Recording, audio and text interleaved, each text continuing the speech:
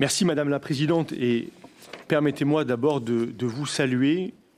de saluer votre force, votre courage,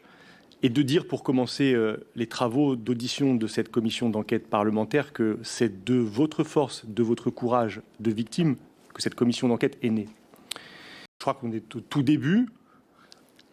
L'essentiel de vos collectifs ont été constitués il y a quelques jours, quelques semaines, à la suite de la création du collectif des victimes de Betaram, et que probablement en ce moment même, d'anciennes victimes, des victimes nous entendent, vous entendent, nous regardent, vous regardent. Probablement qu'ils et elles se constitueront aussi en collectif de victimes, et je veux les encourager à le faire,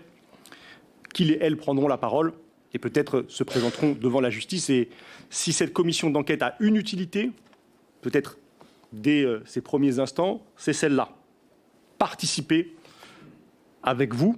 à ce processus de libération de la parole. Ceci étant dit, je veux rappeler que c'est une commission d'enquête parlementaire et que donc nous ne sommes pas dans la recherche de responsabilités individuelles. Que c'est là le travail de la justice, qu'il y a des procédures judiciaires, qu'elles sont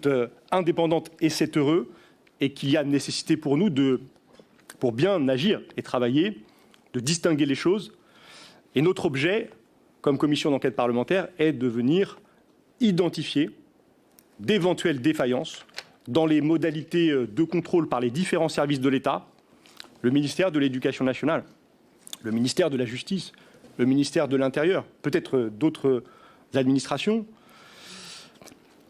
modalités de contrôle au sein des réseaux d'établissements privés sous contrat, notamment de l'enseignement catholique, dont il faut rappeler qu'il est largement financé sur fonds publics, et à partir de l'identification de ces défaillances, et bien évidemment de proposer des évolutions pour empêcher d'autres Betaram, empêcher d'autres Ustaritz, Notre-Dame de Garaison, empêcher d'autres drames comme ceux que vous nous avez décrits et protéger tous les enfants.